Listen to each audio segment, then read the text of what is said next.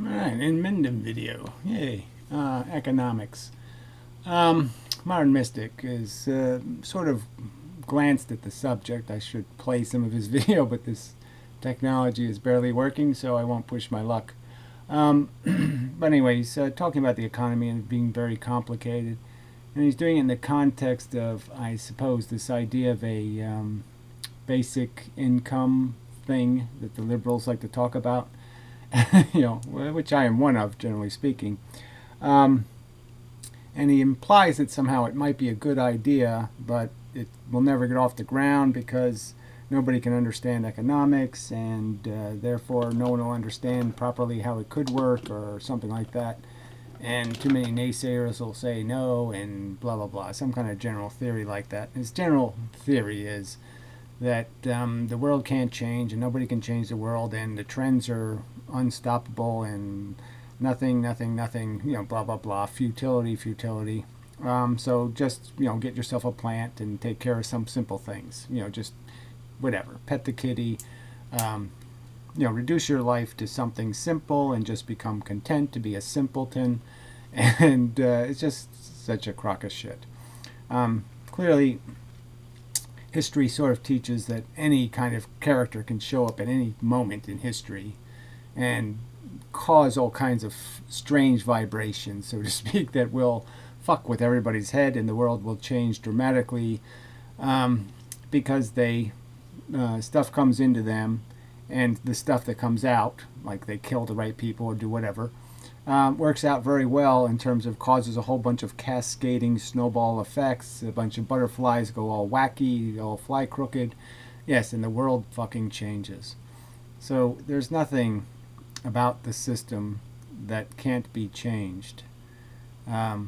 Difficult, yes. Long shot, sure, why not? Yes, maybe so.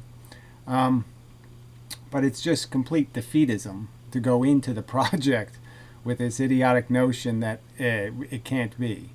That just means you won't try. And trying is the only thing we have, really.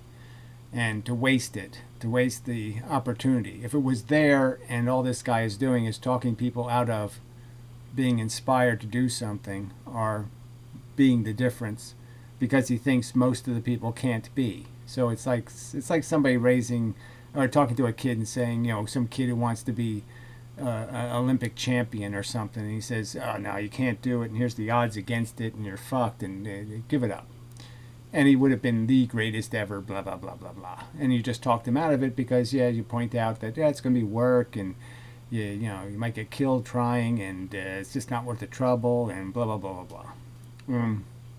I would certainly argue that real change is going to be worth the trouble because it will spare billions of creatures trillions of hours of horrible suffering and torment. And so, yes, there's this huge stakes. The whole future is resting on us and what we do with the time we have here. And these pukes who just sit there and talk this defeatist crap are just so useless. No, they're more than useless. They're very destructive to doing what's necessary, which is the investment in the system and in the fact that you have to make the change through the system and all that kind of stuff.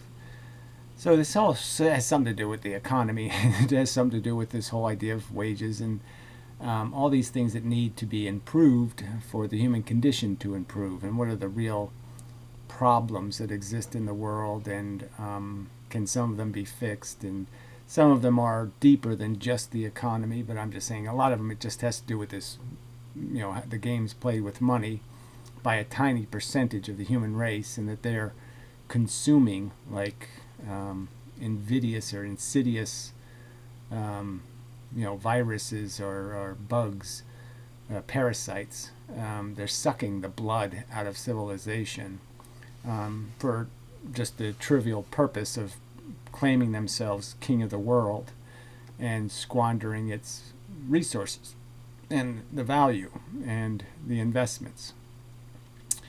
And there's so many, so yes, the economy is complex in terms of there's lots of elements, pieces of it in terms of industry and manipulations, but the basic structure isn't complex. You can sort of understand what is value and what has value, and you can understand that value is diminished if there's a overhead for the value, if there's a cover charge to get in. You can do the math. You can turn it into a grocery store kind of analogy where there's prices on things and you can figure out what's a better value. So I don't think it's beyond conversation with the human race. And I don't think common people aren't capable of understanding it, because common people can balance their checkbook usually and do simple things like this. They can figure out that if they have a credit card that charges them 15% interest or something, that they have to sort of understand that when they buy something they have to put a 15% tax on it when they buy it, and understand they're paying that tax, and that over time, if they let the bill go for years, that they're paying that tax more than once, so they have to put it on a couple of times, and understand what the real price is for the things they're buying, and they can do that kind of logic, I think, when forced anyway. So I figure I'll do some of this basic economic stuff and try to get to some of the bigger picture peripheral subjects also. Like there's a real problem in human society in that it hasn't recognized that human beings are becoming less and less internally valuable. I mean, as individuals, that we're just not capable of producing by existing, in the sense that you can't just go help somebody build their house, and you can't pick some apples, you can't do the little things that you were capable of making yourself valuable, because the society demands the only way you can be valuable is in these very structured ways of creating efficiencies and something called value. Making value is just not as easy as it used to be. All right, so the money thing is where it starts. So we'll start there, right? Hopefully the video will continue to work. So yes, Linux I'm using Mint, and I like it. And it just might be this computer, it might be just buggy. So that's why everything on this computer just doesn't work quite as well. But the quality of the video is better than on the other computer. But it's just hard getting the cameras to work and such. So it's a little bit. Well, anyway, so I want to do a video on all that stuff, and I've been just kind of waiting to find out whether these are real problems, like it's always going to be a problem, or whether there's little problems that I haven't figured out how to fix yet. But anyway, probably unnecessary explanation. So anyway, people use the word the term money, and it's it just gets people into trouble, because what they're really talking about is currency. So you have to recognize what a currency is for.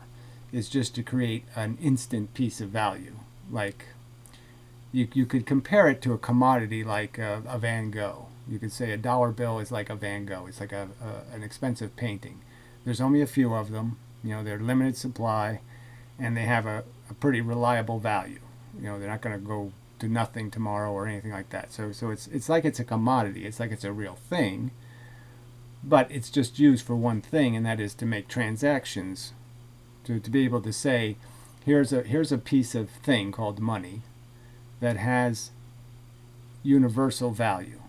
Everything else will be tied to it in the sense that the value of everything else will be decided by how much money it will cost. And so everything is using the money thing as the universal thing. So it's the standard. So it was never a gold standard or any other kind of standard. It was always a money standard. It was a currency standard. The currency had value as long as you don't, like for example, having it on a gold standard just mean that you made as much money as there was gold.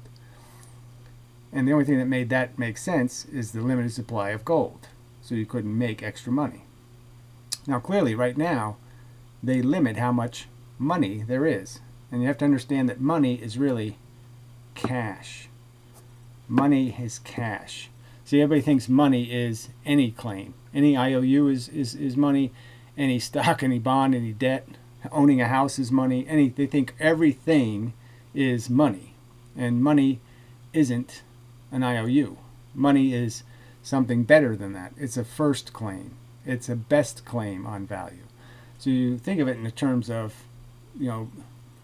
currency, bills, cash, okay, is a form of value, and its value is the fact that it's in limited supply, and that's what the Fed does. And everybody's griping that somehow the Fed's printed money, and they haven't printed money. They haven't printed cash. What they have done is collected IOUs. They've written IOUs on claims. They've made debt. They've made bonds. They've made stocks. They've made promises, but they haven't made cash. So the amount of cash in circulation is limited. I think it's currently something like 1.8 trillion. So that's it. So our debt is probably 20 trillion, but its official debt is like 14 trillion. But the extended debt, 20 trillion. But the actual amount of cash is only 1.8. That's all there is. That's the real money. That's the currency. And so as long as that is in limited production, that is, there isn't people making a whole bunch of new Van Goghs, the Van Goghs stay valuable. But the real catch is that for a currency to work, you want the currency to devalue. You don't want somebody to hoard currency, because then the currency becomes scarce, and therefore prices start to inflate. So you want the currency to devalue a little bit every year. That's why things like the Bitcoin will always fail to be a currency, is because they're a commodity, and you have every interest in not spending it. You have every interest in hoarding it, because it's going to go up in value because of the way they've made it a limited supply with a growing demand.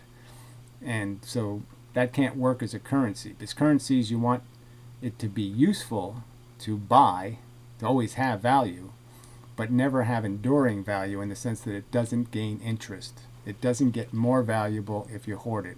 So you always want a currency that diminishes just a little. It doesn't have to be much. Just dies by 1% or 2% a year, even less. It just doesn't matter. As long as it doesn't increase in value, it'll work as a currency, because nobody will want their wealth, the amount of stuff they own, to be in a commodity that's not growing, that's shrinking, that's getting less valuable. They don't want to own Van Goghs if Van Goghs are going down in value. You want to own what is going up in value. And so whatever you have, you want to exchange for the stuff that's going up. You want to buy low, sell high. I mean, it's just kind of logic. So cash deliberately degrades. It's supposed to.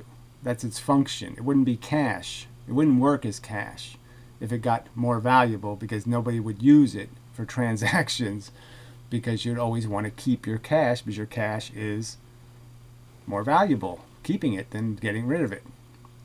More valuable than, say, something that does deteriorate. Let me put it that way. You wouldn't spend it unless you needed to, unless there was something that increases in value more is available. All right.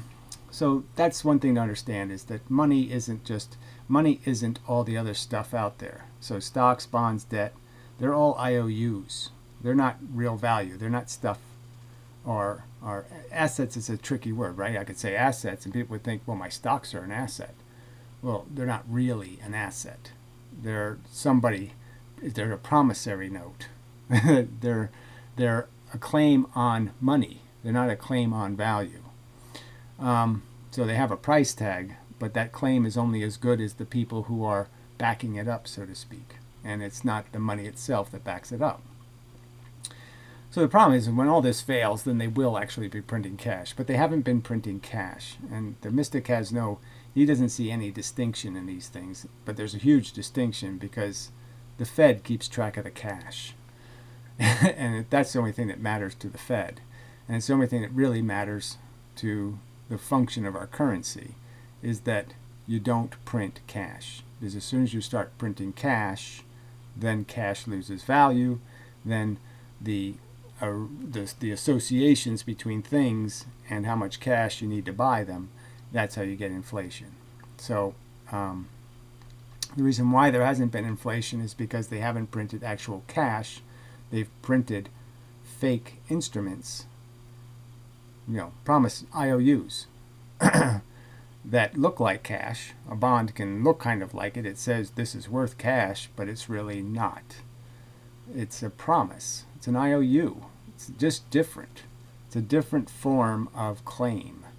It's not a claim that's as direct on value as cash, because cash is protected and these other things aren't protected. In a sense, they can print way too much of this other stuff, and it can never be paid by the amount of cash that exists. It can't pay all the claims on that cash if they all came in at once.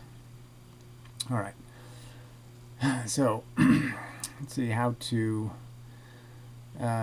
So anyway, it's a hugely important word, cash, because that's what the money is.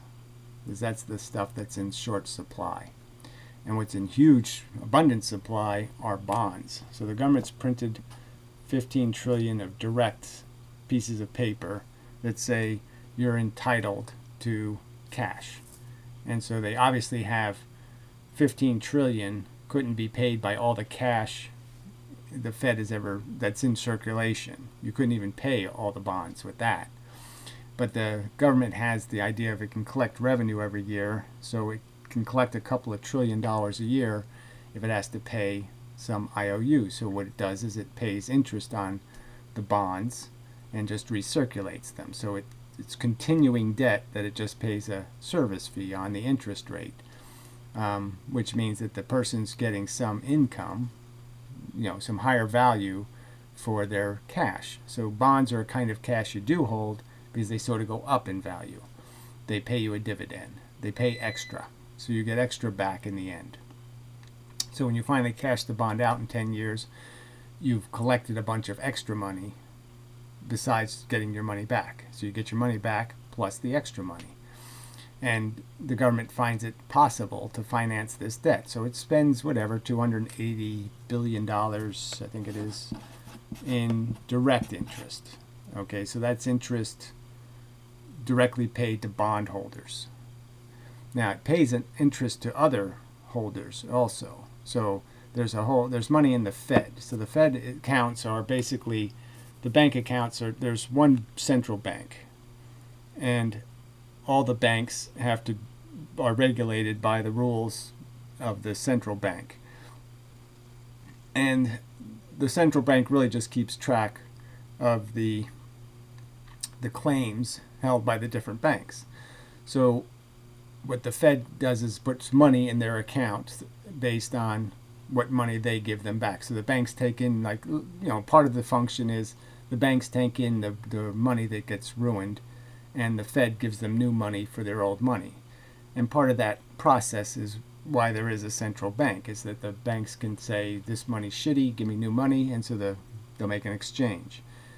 And because the process is kind of universal, that all the banks have to work in it, the banks themselves can borrow and lend each other money and exchange value between each other through their federal account in the same sense. So they can basically say, well, look, I have a bunch of bad money here. I'll give it to you, the Fed, but because I owe that other bank money, give it to them. Give them the cash. So there can be all kinds of routes of how the money moves. But the idea is the money the bank prints, or loans, isn't technically going to end up being spent because it's always going to be cash. So it's always going to be used for transactions. So when one bank lends money, another bank has it deposited, in a sense. That bank will sell a stock, for example. So one bank lends somebody some money. The guy spends the money at another bank and buys a stock, let's say. The bank took in the money for the stock, gave the person the stock certificate that is just a promise on cash, but it's not a promise for any of you, either one of us have to care about, in the sense of somebody shows up at my house with a stock certificate and says, give me cash for this, I don't have to. Okay, there's no obligation. So what it says on it doesn't mean anything. It just means what you think it's worth, but its value can be nothing tomorrow. It just depends on what people think its value is going to be in a week or a month, whether it's worth anything. It's not worth anything systemically. It's not a painting. It's a promise that I'll give you a painting tomorrow, and that promise only means something if the economy's still functioning. But anyway, it's probably not the best way to say that, but anyway. So all the Fed does is make it possible for banks to purchase. So the money, I'm saying, is circular. Cash always goes out. It'll always come back in. It doesn't get hoarded by anybody because nobody smart holds cash, because cash loses value. So it's a bad investment. You lose value. You can buy less. So the cash gets weaker. So nobody holds cash. So you know the cash is always going to end up back. It'll go from bank A, it'll go to bank B eventually. Or it'll go back to bank A. It'll always come back. And the only thing that's going out are IOUs. Statements against the assets of the bank, not the assets of the federal government. So the trick the federal government has done is that they've told the bank, basically, go buy some shit and we'll promise to pay you later. So they've put money in the federal account, the universal account for, say, Bank A. They'll put a big pile of money in that account. Now the bank can't use the money, but it's just a promise. Like, see, we're keeping a record of it. So you just use some of your fake cash, your promise of cash, that'll just be an exchange between Bank A and Bank B, right? Cash will never move anywhere. Cash won't go from one vault to another vault. It'll just be, I give guy a loan, a check from Bank A, he cashes it at Bank B, and so all that changes in the federal account is Bank A owes Bank B a certain amount of money. And so the government has played the same game in that they've just decided to become a kind of a bank, and they've basically written a check to a bank and said, just buy some bonds. So it buys its own bonds through the bank. It tells the bank to buy them, and they know that cash won't really go anywhere. It'll just be a bank check that buys them. The bank check will get cashed to some other bank, so it'll just be an IOU between the banks. And the federal account, it just keeps track of the IOU. It just says, here, I'll put this money in the federal account that you can never use or spend, but it's just a promise that I'll pay you back. So I'm just proving I'm going to pay you back because I put the money in the account. And it's just a way of the government borrowing money without having to borrow it from people, without having to sell a bond. So they didn't sell a bond, they bought a bond, with borrowed money. So it's the same thing as making a new bond. It's just that you're doing it in this kind of secret, hidden way. So that's where another $4 trillion or something comes up. So you get 14 trillion in debt plus another 4 in the Federal Reserve accounts. The numbers can keep going up. So anyway, that's just one of the places, one of the rackets they use to hide the money. And then they use FDIC insurance to create this thing, leverage is out there in the world. So if you can make something, some IOU is, let's say an IOU goes bad, like a stock goes bad. Well, if that's going to cause a problem because the person who thinks they have money now doesn't have money, they're poor.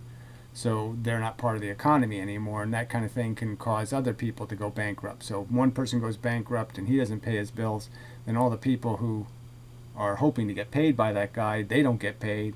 And it's a cascade of bankruptcy. So there's a real interest in preventing that. So that's what they did when they had the bank crisis in 2011, is they fixed it by guaranteeing a bunch of garbage. So there was rich people that held crap, absolute crap, and they knew if they go bankrupt, some of those rich people were banks. If the bank goes bankrupt or the rich people go bankrupt, that'll make other people go bankrupt because they won't get paid. And nobody's debt will be worth anything, and the whole thing will cascade. Everything, all these IOUs there's way too many of. That's the fundamental point. There's a ton of IOUs, and there's not enough value or real stuff, real assets to pay the IOUs. It's like the average stock price for a stock is 15 or 20 times the actual asset value of the thing owned by the stock. So it's only worth a nickel on a dollar. So for a dollar with a stock price, there's only really a nickel worth of real value. So it's a real problem if the system ever breaks down and you start getting real value for your stock. because the real value is really tiny. And so there's a bunch of people who own it claiming I have $100, but no, you really only have 5 cents worth of a real company. That's all you really have. And it's just the hype that keeps it exaggerated. So it's a real problem. I'm just trying to get to the point that it's a real problem if these stocks start crashing. So they had to fix that. So they fixed that by using FDIC insurance to say those pieces of crap aren't crap. So all the people that would have gone bankrupt, they stopped from going bankrupt because they guaranteed basically their crap stock, and now they could still sell their crap stock for $100, even though it was worth $0. And because it was guaranteed by the government. So now you have a whole bunch of junk that's guaranteed by the government. Now that's another way of the government essentially borrowing money, because they can't, they'll never be able to pay that insurance. So if they ever were obligated to actually pay all the people they promised that this junk is worth, so if those people ever show up with that crappy stock and say, you guaranteed this, give me my $100, they won't have the money. Not even close. Trillions of dollars short of the amount of money necessary. And the irony is the FDIC insurance was created for the very purpose of preventing the crash of a market, because you could make sure that people didn't get paranoid and insane that their money was going to evaporate into nothing, and that they would never get it back from the bank because the bank went bankrupt. So this was a way of guaranteeing it to stop the run on the bank, and that very mechanism is completely broken now and useless, because it can't guarantee anything because it's way overextended. They have $20 million financing $7 trillion, $20 billion as a fund covering $7 trillion worth of assets. So obviously the $20 billion isn't going to last very long when they try to hand it out and pay. So these are really bad claims. So that's really what this is about. There's good claims on value, and then there's really bad claims on value. And they've all been mixed up and thrown together now. And so you have all of these different assets that are just really not worth anything. And there's leverage is a whole nother concept. That's where you get into derivatives and all this other stuff. But that's sort of what the government did when it guaranteed the bad stock, was it gave it back its leverage. It gave back the stocks the leverage power, where you could say, I own a real asset, and then you could borrow money on your asset. That is, take it to a bank, say, you know, let me lend money and I'll guarantee the money. You can cash my bonds if I don't pay you back.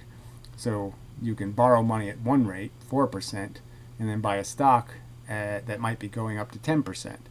So you can use borrowed money to buy to buy debt, to buy money, to buy cash.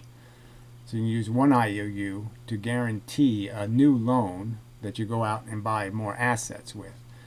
And so technically you're just buying assets on top of bad assets on top of bad assets, because they all claim to have a value, but their real value in a crisis is going to be zero. So none of that collateral is real collateral. It's not like a house or land or a farm or a business that's really bad collateral. So I guess that word should be in here somewhere, because it's about collateral. And I've talked about that before.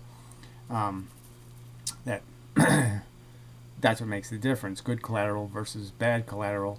So we have a ton of debt that is collateralized by garbage that in a crisis could never be worth, can't possibly be worth anything.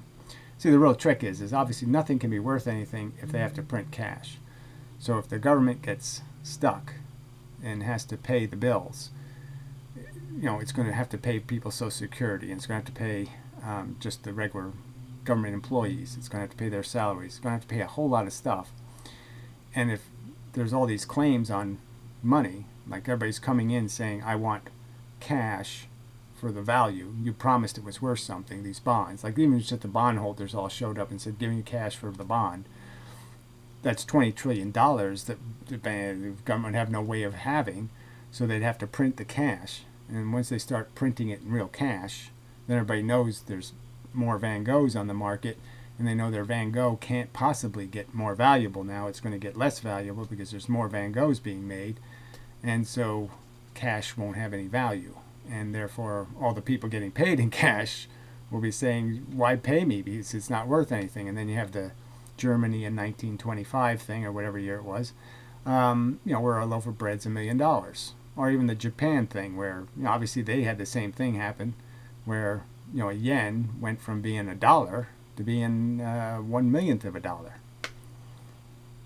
And that's really going to kill people who are, have value in this system, defined by the system in the sense they have an asset somewhere that claims to be worth cash. But even if they held cash, even if you hoard cash, you're doomed when they're printing it. So when they're printing it, even the cash in your pocket's going to evaporate and turn to garbage. So it's, But anyway, so the basic thing to understand is the difference between currency and real value. Because currency isn't intended to be something of real value.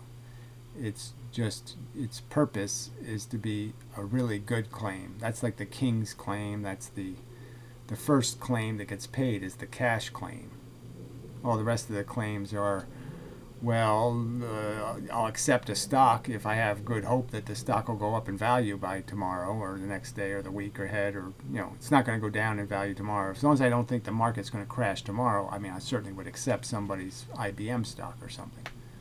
Probably a bad example. Their GM stock, no, that bad example. Their Google stock.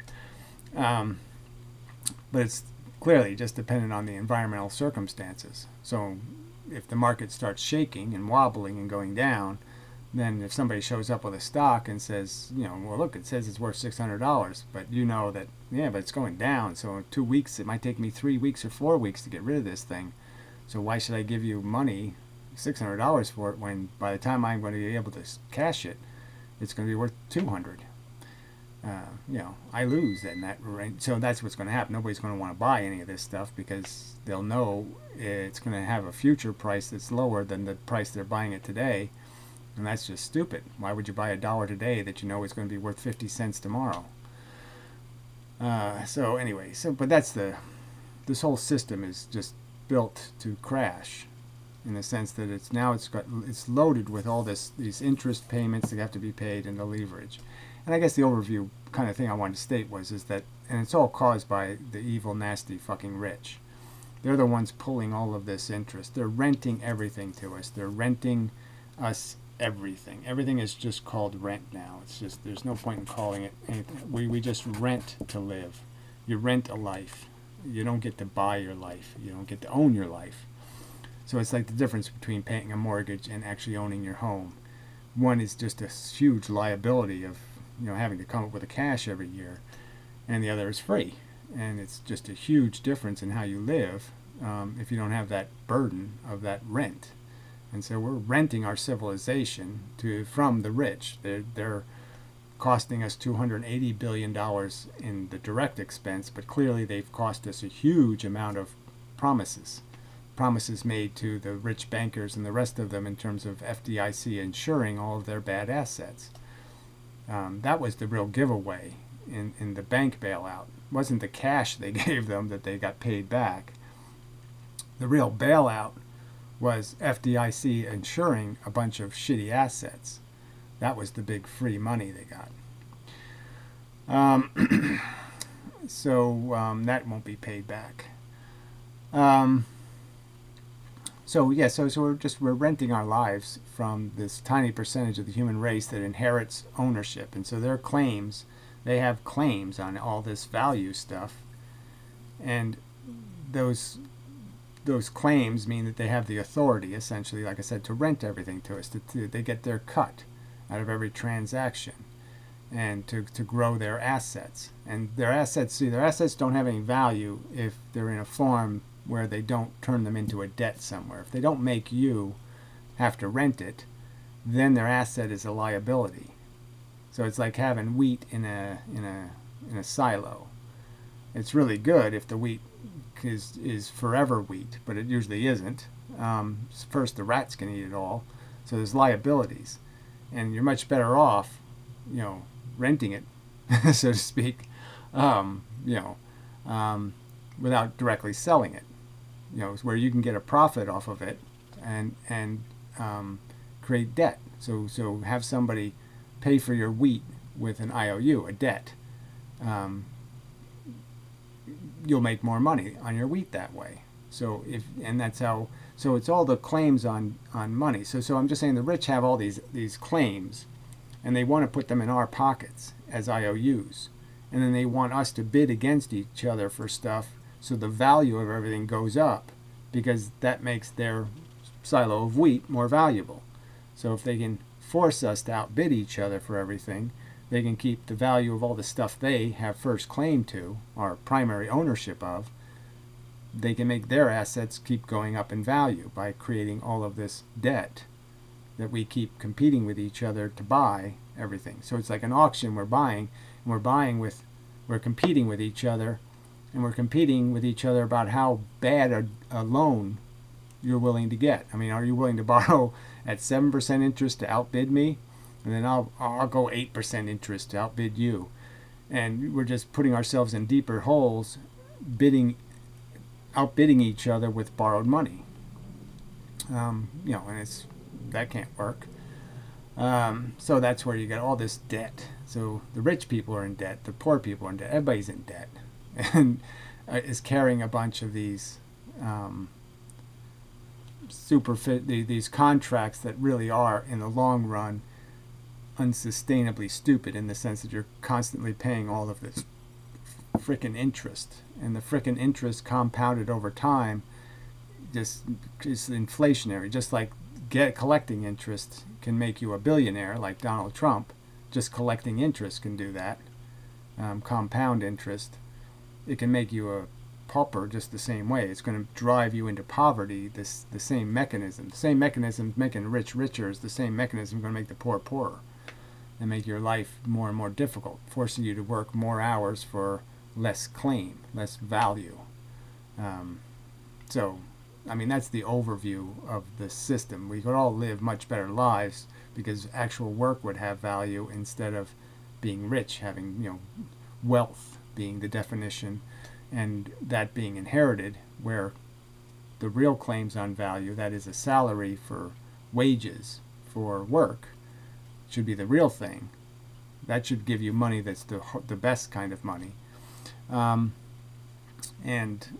there's no bargaining power, because there's so many people in desperate circumstances, and they just keep undercutting each other. So as we inflate the price of everything by using borrowed money to bid things up, our bargaining power for wages is driven down, because there's always somebody more desperate than you that will say, I'll do it for $7 an hour, and the next guy, I'll do it for $6.50, and I'll do it for $5, and we're just, we're getting killed by the fact that there's no foundational respect for what a person's time should be worth. And so we'll drive each other into slavery, essentially, so we can pretend we have more purchasing power, when we really won't have more purchasing power, but somebody else is going to do the same thing to our wages. As we drive their wages down, eventually our wages are going to be vulnerable to the same mechanism. And so if we don't protect them, then no one's going to protect us, kind of a thing. And, this is the cycle.